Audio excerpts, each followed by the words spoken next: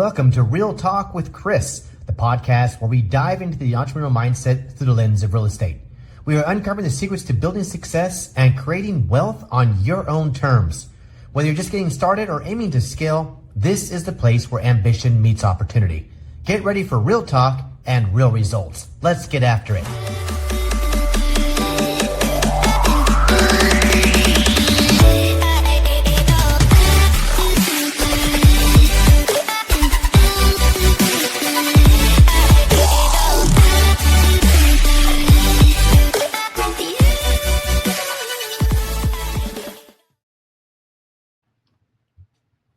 Aloha Friday, everybody. Hope everyone's having a fantastic week and looking forward to an amazing weekend. Chris Okamura here, Real Talk, aka Japanese Cowboy. I'm on the call today, the podcast, with an amazing friend of mine, Sascha Thompson, who's actually a realtor out here with us on Hawaii, on Oahu, the best island, by the way, I'm going to say. It's controversial, but yes, we're going to go with that, right, Sascha? We're excited to come out. We're excited to come after you guys today, kind of sharing some things. It's been a minute since I've been on the Real Talk platform, but we have some really good, amazing stuff that we want to talk about today.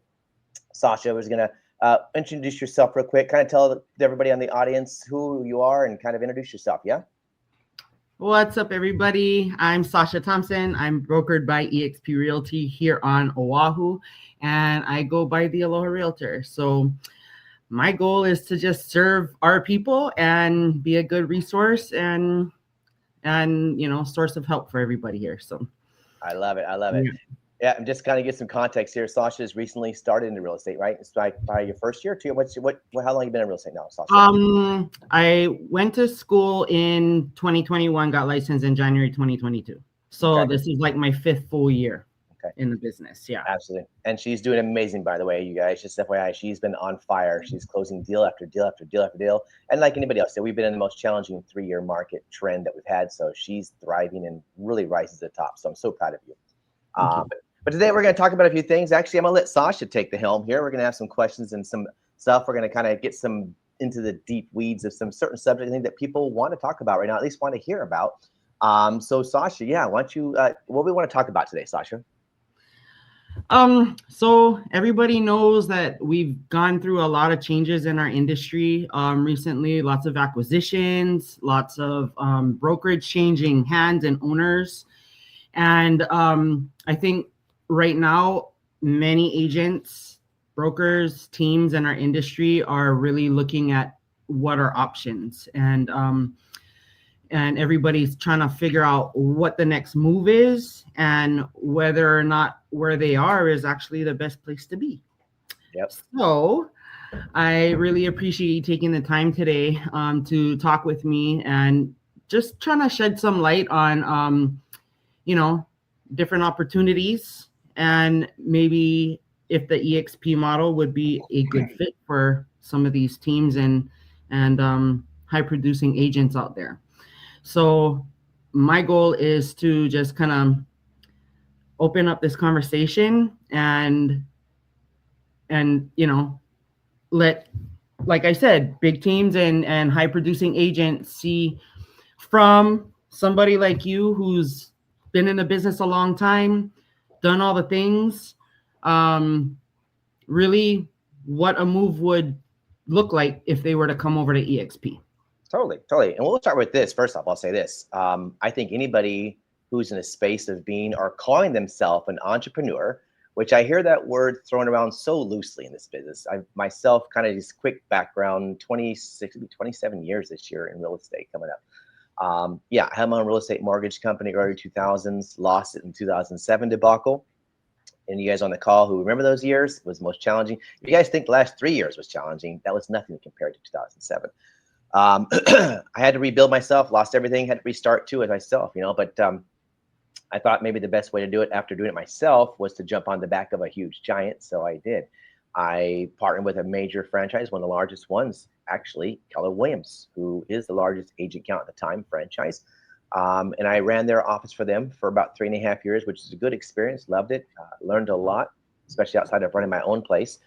And then at the end of that, I jumped and did a Berkshire Hathaway real quick for like a stint of a second, only because the person that ran that actually owned the franchises in the area kind of begged me and pleaded to come help him after I left Keller Williams. And so I did. But the truth is, I was completely done with the franchise model. I realized that was just a rat race. I was never spoken the rim. Just like real estate as a realtor, it's like a never-ending business. Running those brokerages, you're really never going to get out of it. You're leveraged. The only thing being leveraged is you. And you're running that at a very, very high level, but you're never going to see the real wins of that like you would be if you ultimately ran your own place, which is why people do that. You start your own company because you want to build something of your own, right? And hopefully the idea behind it is that people think they're going to build something amazing and then sell it. Well, that's a news flash there to people. I'm telling you right now, that doesn't work. So if you're out there in this world right now thinking that you're going to go build a brand right now and you're going to do something and then somebody's going to be, you're going to sell it to somebody later on in the secondary market, like your model, man, I don't know. You're definitely thinking about, that's like saying I'm going to go open up some more Blockbusters, right? After Blockbuster's been closed, I think I'm going to go open up some more Blockbusters. It's a good idea, right? It really isn't a good idea. We're seeing this as we're talking about the acquisitions that we're going. I mean, we have been facing right now, I think, the largest space and place in which we haven't seen a change. And I'm not talking in real estate transactions. That's always been very cyclical. It runs up and down, ebbs and flows. We're seeing the biggest change right now, and the change in that, like the changing of the guard in reference to brokerage operations and how brokerages and companies are ran. We have been traditionally in the space of legacy type brick and mortars, which yes, the C21s, Coldwell Bankers, Remax, Sotheby's Christie's, Keller Williams. Yes, they were the big guys that are playing right for years, and we've now seen all of them consolidated, and now we're seeing all of them being acquired by other resources and other entities. Right? I think the only last really company standing right now, in my opinion, is Keller Williams. You know, but I also will say this, in my opinion, I think Gary Keller's done. Whatever. If this is being leaked out, that's my opinion. I think Gary Keller's done. I mean, the guy has been amazing, though. Amazing. Give him credit where credit is due. He has done the thing. In the 90s, he was the man who revolutionized and changed real estate trends back then. That was the good old boys days. It was definitely that design where it was a one-on-one single only ran business, right? It was that you were an independent contractor, you're a realtor. You were no teams. There was no teams back then. There was no such thing as teams. Keller Williams came on, Gary designed something, created the MRA Red Book, 7 levels of your business. He figured out how to really run a business like a business, and he opened up this option of leveraging people, teams, systems, all that good stuff. That was new. That was something that was not ordinary. So it revolutionized and changed the industry right there, right? So we've seen that in the late 90s. That was when it first happened. And now we've moved on to the 2020 era. We've seen that with COVID and the introduction of Netflix, the introduction of cloud-based stuff, the introduction of how things are ran with such smaller margins and more efficiency and more leverage and scalability that you could ever do. Like, we are on an unprecedented movement right now where we are seeing the massive change of the ability to scale anything, anywhere, at any point. And the cost to do it is a fraction of what it cost 30 years ago. 30 years ago, it had been extremely expensive to open up brick and mortars everywhere, to pay for the leases, to pay for the overhead, to cover the cost of salaried workers in there, to run that thing functionally. That is expensive. It no longer even exists. It doesn't play anymore. You cannot. Okay. So that's where we're at. We're at that space now where we are seeing the biggest shift in that transition. So yes, should people be looking at things? Yes, you should be. We said the recent acquisition of Compass taking over Anywhere. We know what that looks like, right? Okay, my opinion, I won't get in the weeds in that, but that to me was a fire sale. They're buying them for agent body count. They're not buying it for anything else. And you got a model like Compass who is already broke, who is owing tons of money to investors. They're in the red. And they're going and buying these acquisitions of other companies that are also in debt, by the way. They just bought more debt. Yeah. So tell me, in a private transition as a realtor, that you're in debt and you go buy more debt. I think that's even a smart move, right? And it's probably undervalued debt, by the way. It wasn't even like a priced debt. It was undervalued debt. And so now you're looking at that like, from a real estate perspective, was that even it's like the appraisal didn't hit, The appraisal didn't hit, but let's buy it anyways. Well, it's all right. We'll buy it anyways. It'll work itself out, right? In real estate, we say just hold on to it long enough, and it actually will come back. Which, in hindsight, is true. It does. Yeah, but in this day and age, and how business models are shifting and moving, like, okay, traditionally, if you're running a business, like you're planning on like 5 to 7 years out, before you're seeing a real return in things. And the technology and the way that our industry is being driven now, like, I don't know that you can even plan for a year from now, And so, I don't know, this is just such huge changes coming in. That's why this is such an important conversation. Oh, absolutely. Absolutely. With AI, it evolves probably hourly. All right. We're not even on the trend of like daily, weekly, monthly, yearly, quarterly. AI is transitioning the business like almost every other hour. Right. Yeah. And then there's Anthropic going and selling Claude to everybody. So, I mean, like, things change every single minute, right? So we're in a weird space right now. But let's see. What would you go ahead? What would we say? What would it? Yeah. So I just look at this right now as a space in which everybody should be on the radar. I don't care if you're an independent boutique that you've been running your 5 to 10 or 15, 20, 30 count agent brokerage, fine. If you're running and you're bought into a franchise, maybe you've been a franchise owner for years, right? Maybe you had a Remax, Coa Banker, or a C21, right? You've had a franchise. In my opinion, man, bail out. I'd bail out. That's just like, I'm just being real right now. Bail out, because the truth is you're now trying to shuffle the furniture on the Titanic. That's all you're doing right now, in my opinion. You're sitting around that guy on Titanic, the guys that were still playing the violins, right? I was just thinking that. Yeah. Like, woo! Oh wait, yeah, we're shuffling furniture. We're creating music entertainment as the ship's going down, and then you're just gonna fight over the door. No. Right. Now wait till the ship hits the water line, and you're gonna hope that you hold your breath long enough, and you can service the top, right? Yep. That's it. So that's my point. It's like, yes, that's the best analogy I can use right now, is that we are in a space right now where everything, and you can't deny it, you guys. If you're watching this and saying, that's true, my God, wake up. Wake the hell up, because the truth is, the acquisition between Compass and Anywhere, the acquisition recently with Real buying Remax, a horrible decision again by means. If you look at it on paper, it just makes absolutely zero sense. Again, debt, buying more debt, and getting more debt on something that was undervalued. Just zero makes sense. But again, I think it's a fight for data. It's a fight for data. It's a fight for control of data. It's a fight for agent count. And whoever has the most agents wins the game in their mind, right? But when you're buying that kind of agent count, what are you bringing on with that debt? You have to figure out a way to recircumvent that and actually get it to be profitable. The only way to do that is to encourage your agents to get up and start producing, right? So one of the things I love about Leo, our amazing CEO at EXP, is that Leo is so focused at the helm right now. Leo. Yes, Leo is amazing. Anybody you want in the helm, in the driver's seat right now, is a man who's been in the trenches, the general of all generals, who's been through all of it, and has the mind and the ability to think fast forward. He's so forward thinking. You know, it's like we're going where the puck is going. We're not playing where the puck is at, right? Wayne Gretzky was the best hockey player in the world because he was always playing where the puck was going. And everybody else is playing where the puck is at. Like, oh, we're circling around. Yeah, the puck is still here, but pretty soon it's going to be over there. Start playing that. Build that out. And that's what Leo's been doing. We are focused heavily on right now what we call the PPP, right? Production per person. And that's where we're at. We're like really monitoring down on a minute scale, filtering down and seeing how we can improve the agent's production right now. Because in the day, the agent's production does come back in full circle and makes profitability for a company. Bottom line is what it is. You could have 100 agents in your brokerage and 2 of them are working.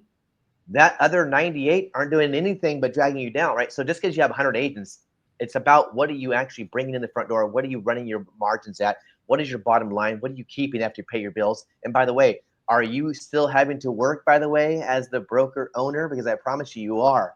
I promise you are.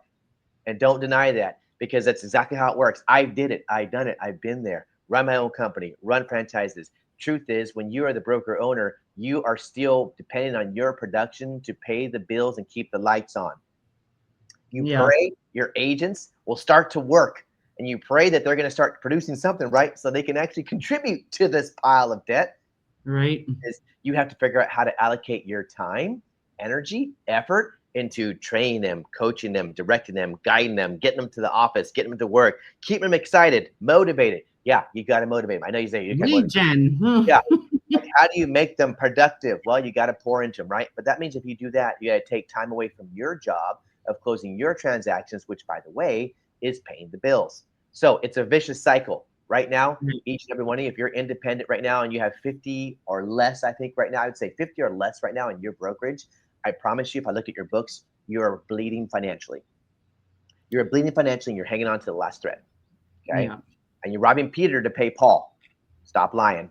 You're robbing Peter to pay Paul. And pretty soon, Peter's going to be broke, and he's going to have a sign out the front door that says, I have no more money to give, Paul. So that's exactly where you're at right now. So you got to consider these options right now, where you're at in your business. How long can you continue to function efficiently, profitability wise, in this model you're at right now? And truthfully, you probably can't. It doesn't make sense. On paper, it makes absolutely zero sense. Not when you can come and join something that's already kind of running full steam ahead and actually providing all the things you need for your brokerage to run in a functional way, profitability and efficiently and scalable, right? And eliminating all liability, by the way. So yeah, we talked about those things. When I transitioned to EXP, my first move was back in 2016 was, man, I'm going to go open my brokerage again. I thought I'd do it one more time, right? I was like, my buddy, he's a commercial broker over in the area. I was like, you know what? We're going to partner up. We're going to open up because I was done with the franchise. I was done building somebody else's dream. It was my time again. I'm going to come back again. After my flop in 2007, I was like, it's time to come back to this in 2016. Let's see if we can make this work again, because I thought that was one thing I could think of that made sense for me to leverage and scale, right? If I can't leverage and scale whatever I'm doing, it makes absolutely zero sense to me. So if I can't, I can't leverage and scale just being a typical realtor. I just can't. Yeah, I can get some buyer's agents, listing specialists, ISAs, all that good admins. We can run a full gamut of a team. And we can close 150, 180, which I've done that, transactions yearly. That's great. The problem is I'm still the man driving the ship. I'm still running everything. If I were to leave, it would fall apart. Right. Okay. And you got to figure, well, okay, it's the who, not how. Who do I get and sit in that seat? Well, good luck on finding that too. That's like finding a unicorn. Finding someone who's going to run your business like you ran it, give it as much energy, time, and effort as you did, be bought into it passionately. And just because you give them some split percentage of that, it's still not enough. It's not their thing. It's human nature to fall apart sometimes. So yeah, that model, that ability to run a team, it is not functional either. It's dysfunctional. It doesn't even work. It doesn't work anymore. It's broken. It's broken. So I've been a great team leader. I've worked with amazing team leaders where they're doing hundreds and thousands of transactions. So whatever brand you're in right now, whether if you're doing 150 or 1,500, I've seen them all.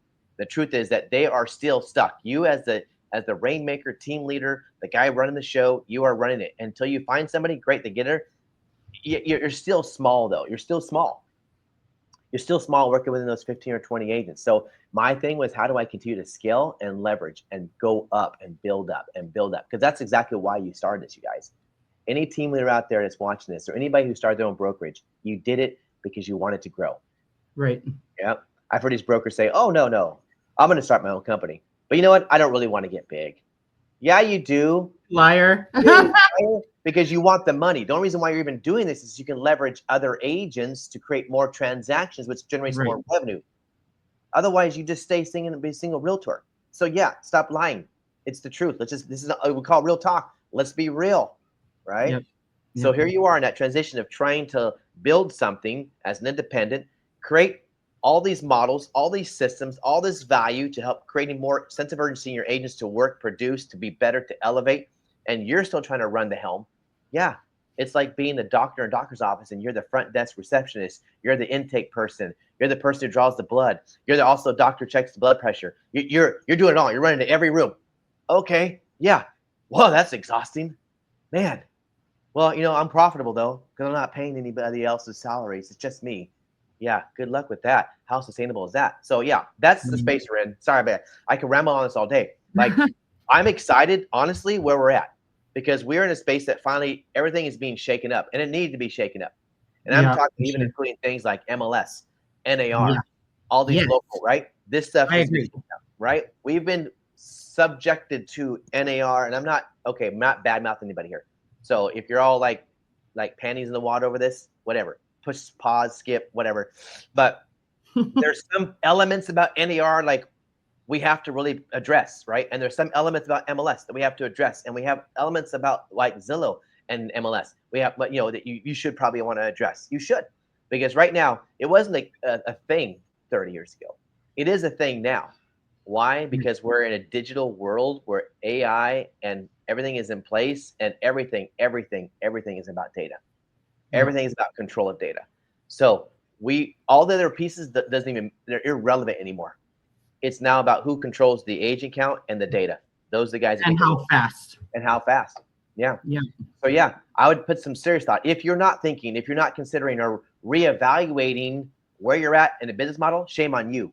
First off, if you're listening to your entrepreneur, you're a business owner and you're independent, shame on you, because that's not even a business owner. And I'm keeping this real, because a business owner, a real business owner, an entrepreneur is always head on a swivel, always looking at other options, always trying to articulate what's next, always trying to see where the puck's going. You should want to grow and evolve. You should want to stay on time and above and forward thinking. If you're not, shame on you. Then honestly, you deserve to lose your company. You deserve to lose your company. That's just real talk.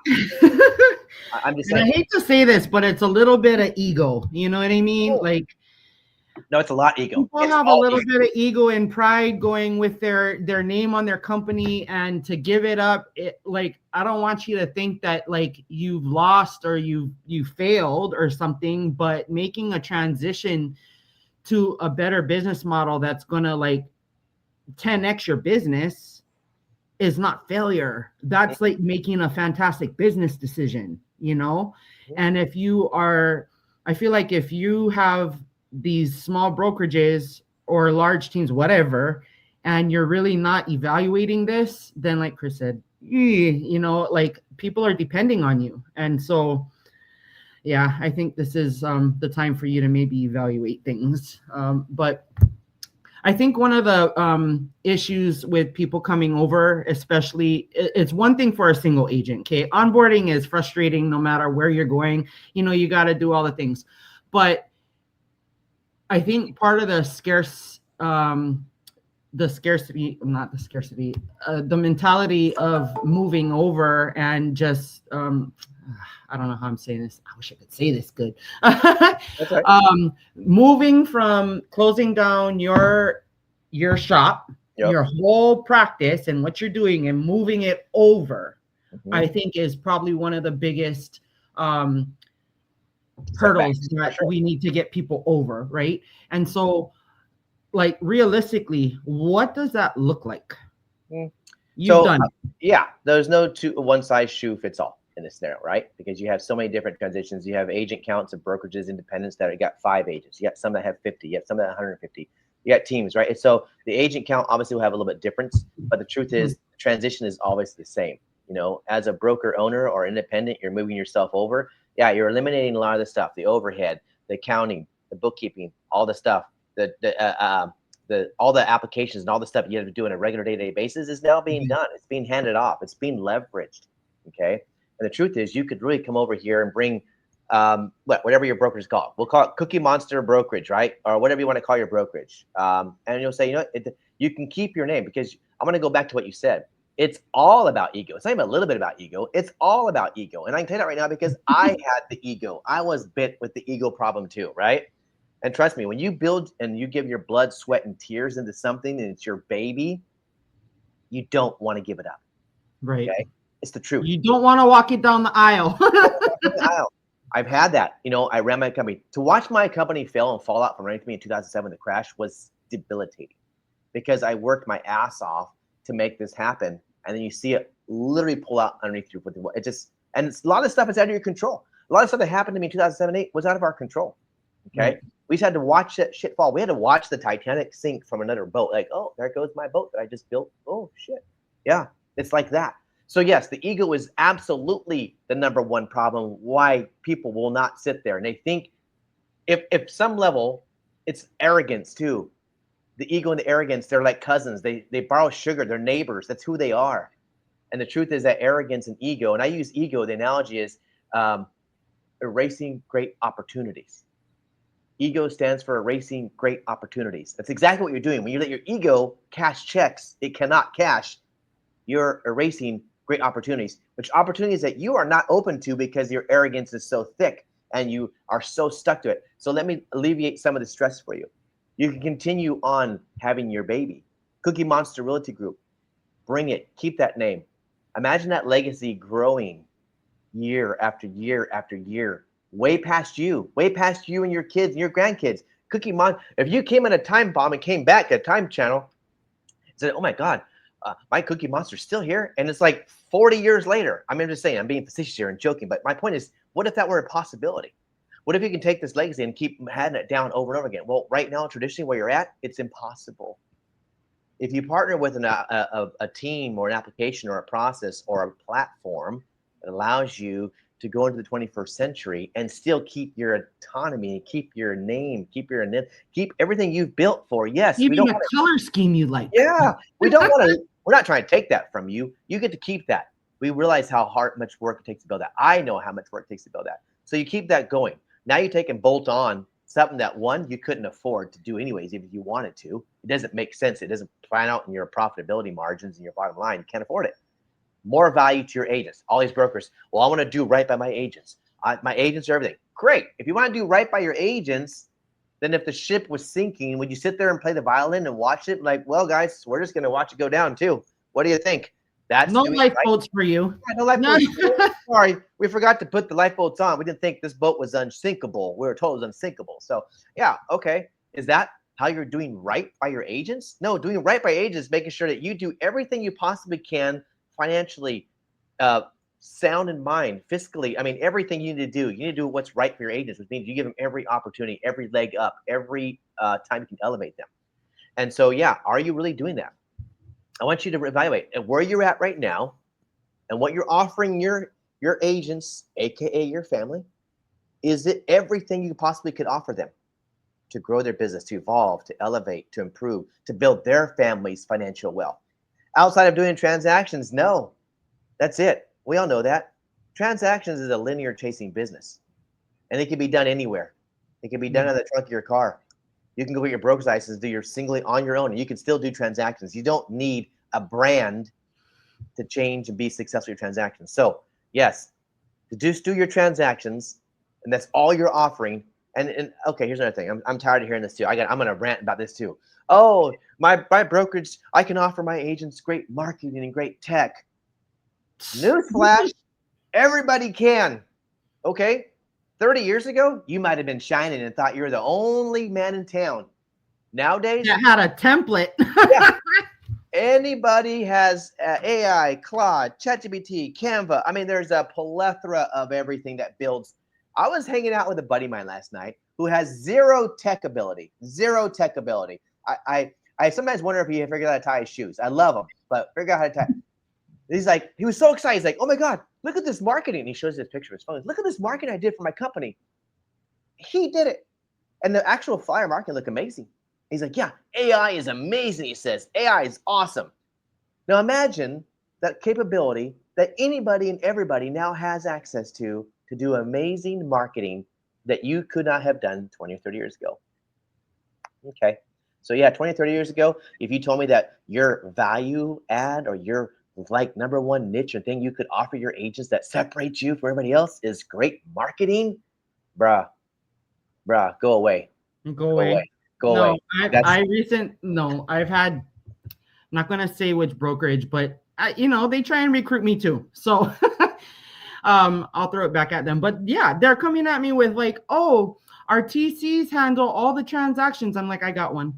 Oh, and we have this branded marketing that we do for you every month. And I'm like, well, can I put my colors and stuff? Oh, no. Well, then that already turns me off. I don't even want it, because you can't be creative. And that's the fun part. That's what I like. I like being creative. I like making videos. I like making canvas. I like doing things. And I love that our company is just like, as long as you put EXP on there somewhere, you can do whatever you want, So they really do allow us to just be who we are and be successful and how we do things. And what I love so much, like you can look at so many of our EXP agents and almost every single person has a different way that they're branding and marketing themselves. And it's all beautiful. It's all successful. It's all like amazing. And our brokerage supports it.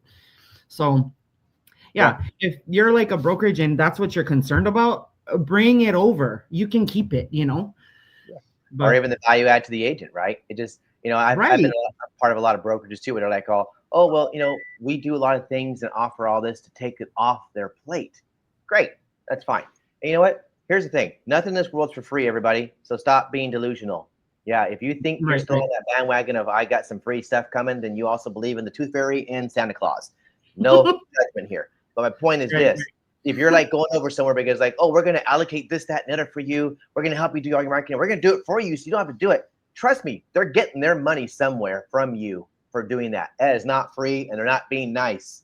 They got to run a business. They got to run a business that runs bottom lines, and that bottom line has to make sense. So the truth is, yeah, they may be allocating these options for you to do all this cool, like, concierge type stuff for you, so you could take all the pressure off you. They're gonna get their chunk of money, though. Trust me, they're gonna get their blood. Okay. There's 6% on top of every transaction that they charge, on top of franchise fees, on top of desk fees, on top. Yeah, they're gonna get theirs. Trust me. So figure it out. You figure it out. So the value proposition to you is the value proposition. Run your business like a businessman. Look at everything from the bottom line. Pull out your P&L. See what you're paying over here. See what you're getting for it, by the way. See what you're paying over here. See what you're getting over here. And the truth is, now we're just, my point in this whole thing is that we're in a playing field where everything is pretty much equal. Everything is accessible to everybody. So there's no more like, I'm special because I got this over here, and I'm special because we have this over here, and oh, we're the only ones that have this. Nah, not anymore. And you know what? Honestly, EXP could have said that a while back, but now we have nice, amazing individuals that have come out and tried to copy us, right? The LPTs, the Epics, the Reels, all those guys. And you know what? I love that. As Glenn says, I love competition because now we get to see where all the cracks are in the ceiling. We get to improve ourselves. We get to be better. And there's always nice room for healthy competition, right? But I will say this. The first to market always wins, everybody. I'll tell you right now, first to market always wins. There's something about somebody who actually markets something first and builds it out first and has miles and miles ahead of you before you launch yours. And I hear this conversation constantly of people like, oh, I'm going over here because somebody's promising that when they go public, when their IPO hits, they're going to be worth tons of money. We're going to win all this stock. Okay, so let's talk about that too. Cool. That would be one thing if it was us in 2009.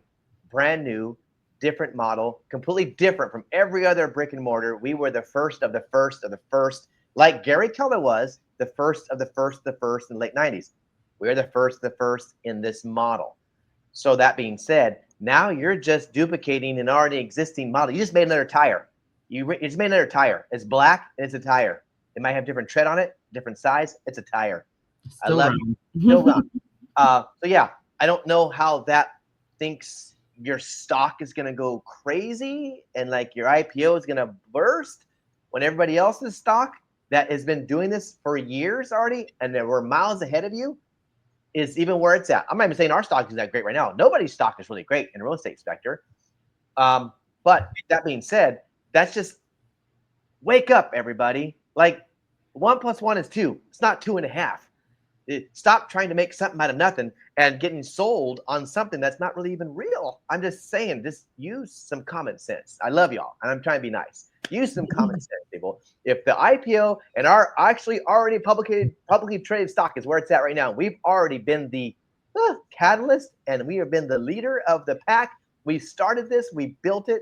We've already been doing it. We're fine-tuned. We're at the highest level possible and the highest age account possible in this brand and model. And you think your stock's going to do better than ours. That's what I'm just saying. Just look at the math, people. So that's another thing to think about, right? And with everybody acquiring everybody else. Yeah. Yeah. At least we've been solid and not really movable, Oh, totally. And we acquire Next Home with cash, like no debt, Totally. So yeah. And that's another thing. We have Next Home. We do have like a office-based model if that's what you really, really want, Yep. So totally. We actually transitioned again. Leo's always thinking where the puck is going, and actually so did all these other brokerages. Why did Real buy Remax? Okay, well, we could say a whole bunch of stuff, but the truth is they were buying age account, and two, gives them some office spaces. They have 100 and something thousand agents, like 5,000 somewhere, I think, right? I don't know, offices, right? Franchises. That's a lot. Okay. I look at that as like the anaconda who tried to swallow a freaking elephant and get stuck. Yeah, his jaws opens up enough to actually get the elephant in there, but it gets stuck right here. And now you're like, you die. You die because you can't even swallow that sucker. You manage to get your mouth over it, but you can't actually digest it. That's why I feel like it goes at. But nonetheless, yes, we are seeing the trend that we need to create. Leo's like, we need to create a hybrid. We need to create an option. We need to create something that where people, yes, cloud-based obviously is where it's going, is where it's at, and will be continue to move forward. Is there an option and a play for us to be able to have the best of both worlds? Yes, because we have people who do want to have some kind of brokerage or brick and mortar still, and still have the ability to have all that EXP has to offer, right? So it's the best of both worlds. Well, instead of us actually going and opening brick and mortars all over the country or in our space, why don't we just buy something that already has it, right? And so we did. And we acquired Next Home, which is a very fiscally sound and financially sound brokerage franchise that was not in debt, by the way. And, they were profitable. They were doing their thing. They were quiet in the background, but they were doing their thing. And it's an amazing brand with great culture, which is two things that we are exemplifying at EXP, right? An amazing brand with great culture. And so, yeah, we acquired them to create this hybrid opportunity to decide whichever you choose to be in, right?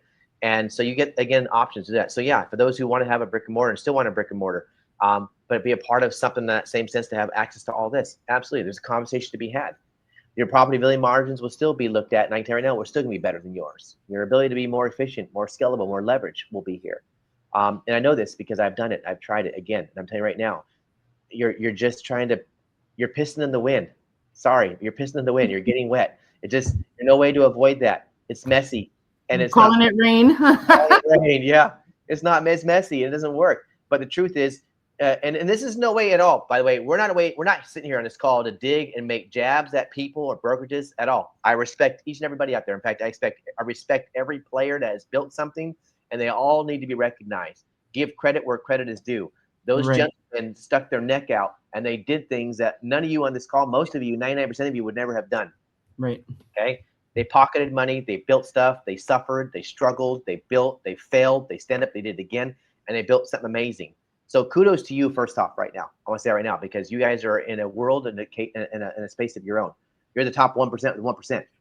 Okay. The rest of us realtors down here that say, oh, I'm an entrepreneur. I'm a business owner. Stop it. Stop it. If I hear that again, I'm going to die. Like, out of due respect, I love you. But I think the loose definition of entrepreneur in this day and age is like somebody who's just like got a bunch of hobbies, like not really making any money on anything, Or they can take all the tax breaks, right? I'm an independent contractor, so I could write off all my business. I'm a 1099. So I'm an entrepreneur now. No, you're not. Sorry. Newsflash. The entrepreneur is the man who is willing to take all the risks and have zero idea of what the result's going to be financially, like scalable wise, leverage. He has no idea. That's the entrepreneur. You as a realtor are joining a brokerage, which that guy who's doing all the work, taking all the heavy hits and taking all the liability and paying all the bills. That's the entrepreneur. You're an employee. Sorry, not sorry. You're an employee who has a really cool freaking schedule that nobody tells you when to go to work. That's what you are. A realtor is an employee that gets to write everything off from the salad you have at lunch till the freaking shirts you buy in your closet. Yes, you get to write all that off and you have a really cool schedule, but you are not taking the risks financially that the brokerage you're underneath is doing and providing for you. You're not. You're taking your little small share of whatever you're doing for your team. Yes, I'll give you that. Granted, marketing pieces. And I'm sorry, if you're spending more than 30% of your budget, marketing budget, then shame on you again too. Because all these guys out there that are paying thousands of dollars for Zillow leads, shame on you. Yes, I'm going to say it. You have a problem with that? Call me. You can text me. That's my Instagram right there. I'll tell you right now. I'll tell you 10 different ways why that's not sustainable and why you're in a sinking ship when you're spending 30. I got people that brag. I spend $30,000 or $40,000. Like it's a badge of honor that you're spending $40,000 on leads that are actually your leads, and they're doing the job that you should be doing and recycling them back and selling them back to you, and then taking the 40. What the heck is that business model? That's terrible because I do all mine for free. Social media. Like, what are you talking about? I wish I had 50 grand and just throw. No, I don't wish I had that. No, you don't. No, I'm like, Sasha, no. You know what I'm saying? No. That's crazy. Yeah. So yeah, this is the thing. Yeah. All these things that we've been doing for decades in this business, we think, oh, it's great. No, it's mild success. It's dressed up as chaos. It's what it is. It's literally, I'd say it's chaos dressed up like success. I revert that. My bad. Yeah, it's chaos dressed up as success. We will dress it up and call it success, but it's massive chaos, and it's debilitating. And so here we are. So if you're in this space right now, that's why we're playing this video, because we wanted everybody to kind of have some like food for thought, just food for thought. Just think about it. Yeah, as an entrepreneur, as a single independent owner, as a franchisee owner, okay, as a team leader, and I'm talking to you because you know what? All you team leaders out there, working for those companies like Keller Williams. Yeah, I'll say it right now. I was a team leader for 3.5 years. I did it. I sold my soul to the devil. Yeah. If you're a team leader, What'd you get? What'd you get out of it? A lot of alcoholism, maybe some AA classes, and probably, Oh, you know, I mean, yeah, for being honest, right? But you just get got headaches. really great stuff to present on stage and talk about now. Yeah, it's all an experience, right? It's all an experience, right? It's a journey. Right, it's all about the journey. And you're right. Let's learn from Chris. Like, he already did it. You ain't got to repeat. And if you're in the same situation, we got a way out. You know, he's done it, and like can it's proven. Yeah, I'll tell you right now, if you're a team leader, you're getting that fat salary check is what you're living off of right now. And the reason why you cannot leave is because you haven't done a real estate transaction in quite some time, and you've been getting paid a salary, which you've been very comfortable with. And for you to actually leave that role and jump, your only option is to go back into real estate. Trust me, I know. I looked in the mirror at that point. I had to make that choice. And I was like, I'm done with this franchise stuff and on this rat race, because the truth is, you are not doing anything but being a slave to that owner. You are not building your dreams, and you're never going to get out from underneath it. Stop, because they're going to sell you everything under the sun. From, oh, we're going to give you some ownership. We're going to give you some this. Yeah. All right, cool. I want ownership in Blockbuster too. Do you? I want some ownership in Blockbuster. Can you give me some ownership? Who's handing out ownership in Blockbuster? Because I'll take a chunk of it. If you're going to promise me 20% of profitability from Blockbuster, I'm in. That's Let me buy Sears. Like, yeah. Rewards, Toys R Us. I'm in. If I can buy it, I'm in. That's exactly what you're saying though right now, people. So stop with all these facades and all this, you know, house of cards, you know, glass houses is what it is. It's literally a house of cards. And again, not saying this to be rude or disrespectful to anybody. I always appreciate everybody in their space, but I just want people to actually look at this from a different lens. Be open to it, for God's sake. Just be open. Put your ego in the closet, put it in the glove box, whatever you got to do. And for 10 seconds, just open your mind to, what could be? What is possible? Where am I at? And you can do it in secret. You don't have to tell nobody. Yeah. You can make research without telling anybody until you make a decision. Totally. If you want to sit and have a conversation with Sascha and I, feel free, and we will actually do it in a black room, and I'll be blindfolded. I won't even look at you. I'll be like this. I'll sit the other direction and not even look at you. And if that makes you feel careful, like I don't even know who this person is, I'm just going to talk. Just tell me.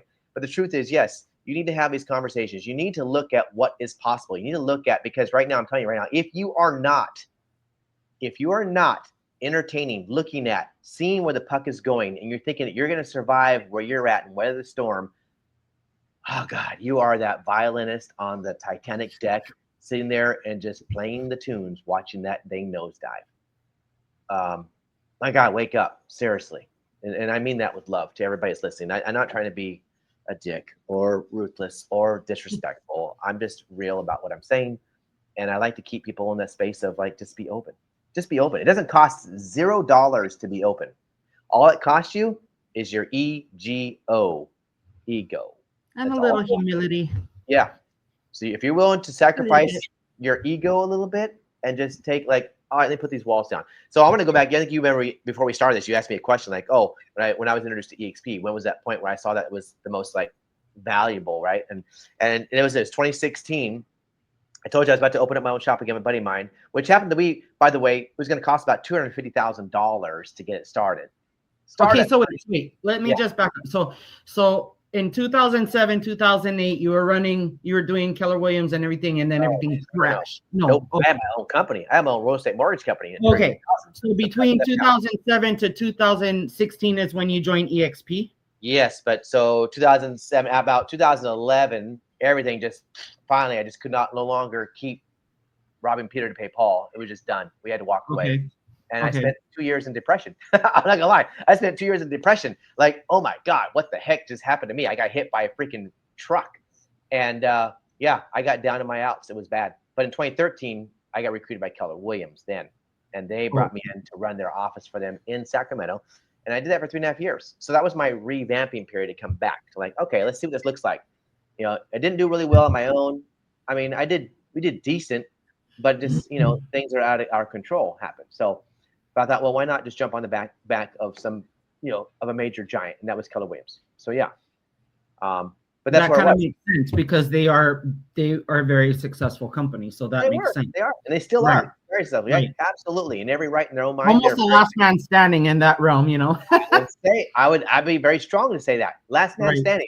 So I give Gary Keller major kudos. That man is a legacy in himself, a legacy. Absolutely. And just to be like fair, like when I first started getting into real estate, I was watching a lot of YouTube videos on just learning how to do the business, you know, because thank God we have YouTube now to do it, right? Otherwise, I think before that, everybody was relying on their upline to train them. And that's probably why a lot of people fell out. But getting back on subject, I was watching a lot of YouTube videos on just how to be a realtor.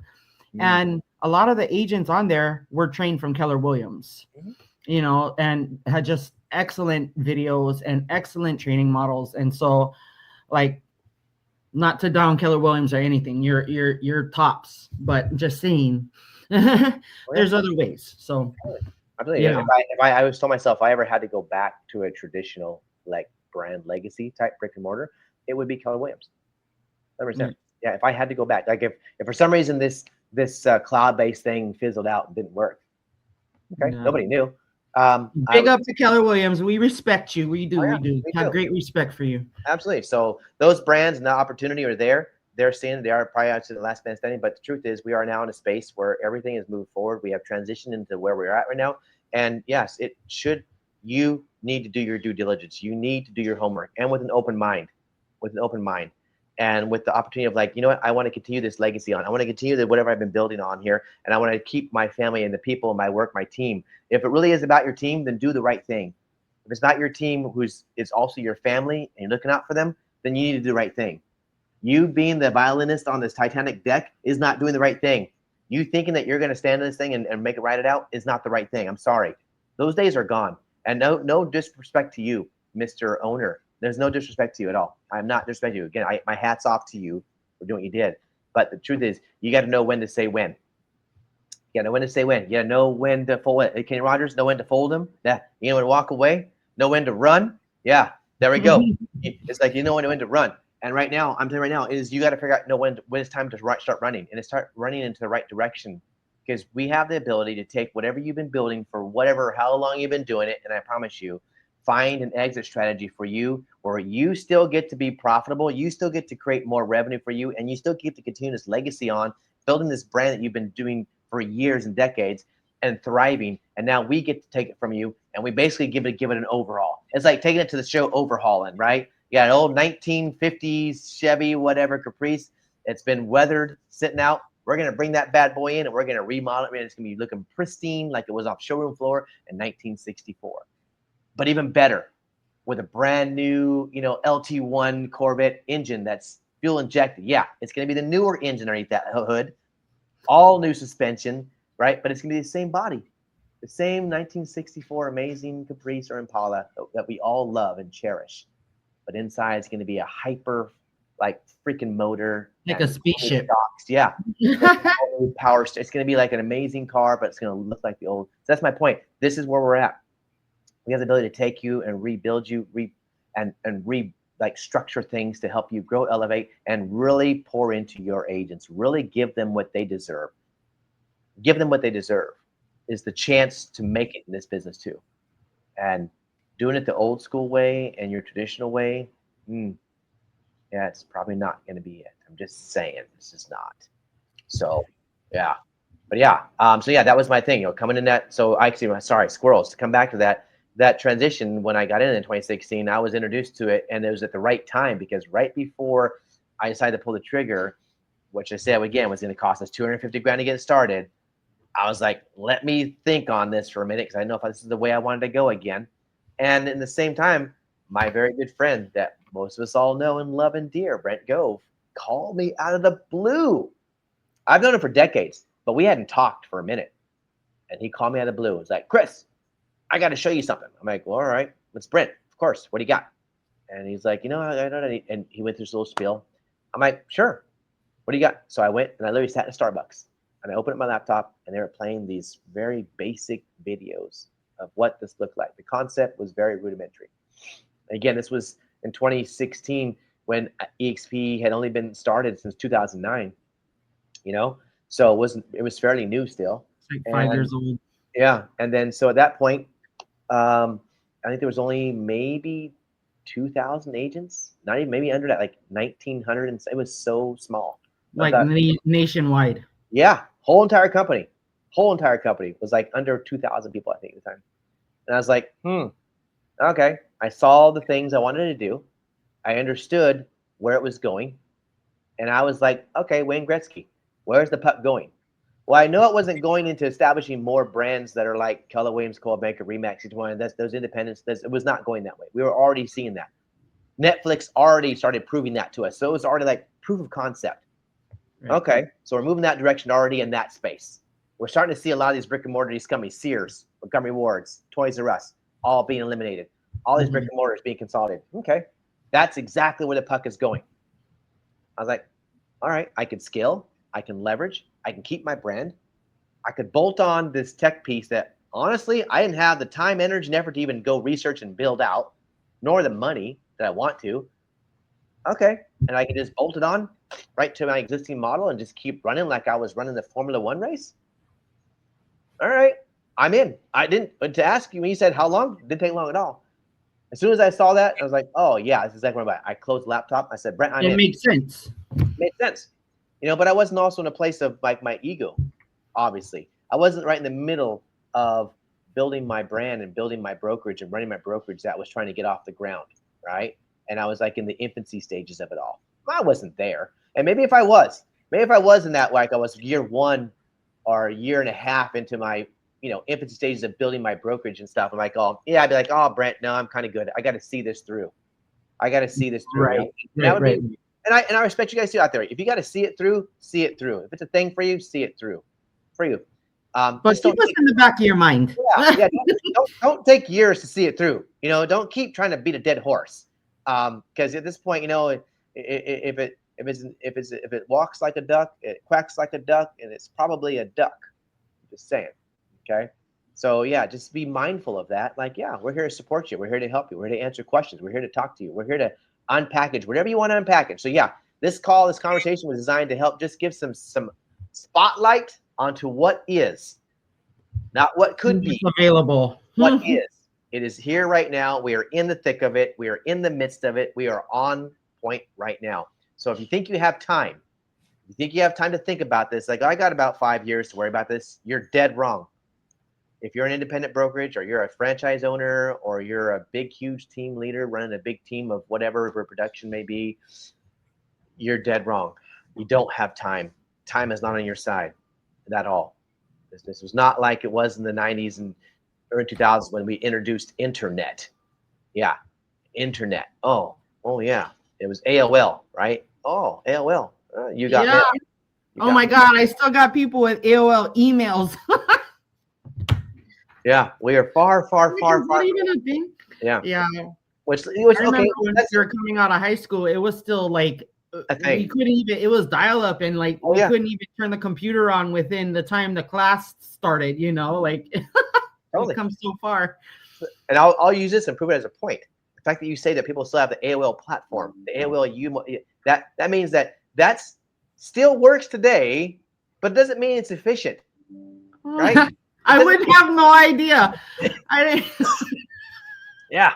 So it's like, all right, just because it works doesn't mean it's right. Just because it works doesn't mean it's the right thing to do. Or it's the best. Yeah, or it's the best. I mean, shit. I can go get a VCR out of the garage, dust it off, plug it in, and put a VHS tape in it, and play Back to the Future on a TV. And it works. I could sit here and watch it right here, but is it efficient? Can I take it with me on my phone, and can I watch it in my car? Can I watch it at the park? And can I streamline a billion different other options? No, you cannot. Right. For example, vinyl records are coming back. Oh, those are people are collecting vinyl records, and with record players. And I'm like, dude, that thing takes up so much space. Why you got it right? Like you said, it's right here. Why are you doing that? It's like nostalgia or something. And okay, go put money into that, whatever. But there's a place for that, and I will appreciate nostalgic stuff, and I'm not against that. I love it. I love vinyl players. That was it is. I love it. But if you're trying to run a future business, thank you. You cannot run it off of vinyl records.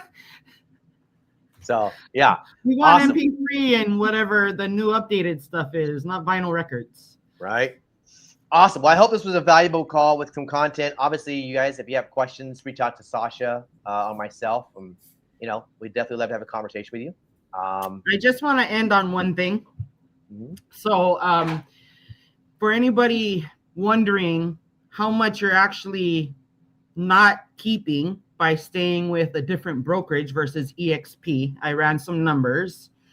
And a high producing team or agent, let's say they're doing $1 million in income, okay, a year. If you're with EXP, it's like 275,000 that you're keeping. Okay. If you are not with EXP, you're only keeping like 150,000. So just food for thought. Mm-hmm. And if you want to run your numbers, we got calculators that we can do that for you. So not an abacus. I got one of those. I know. Look. And you know what? It'd work if everything broke down and Wi-Fi ended and we lost all electrical opportunities. We go back to I got you. But the math will still add up to the same math. The math will math, you people. Math will math. So awesome. Well, I appreciate you bringing me on this opportunity, Sascha. I always like going down and having these conversations. As you know, I could probably talk for hours on it. I'm excited about where we're moving forward in this market, in this space of tech and where we're moving to. I'm just saying, you guys have an open mind. Stay open.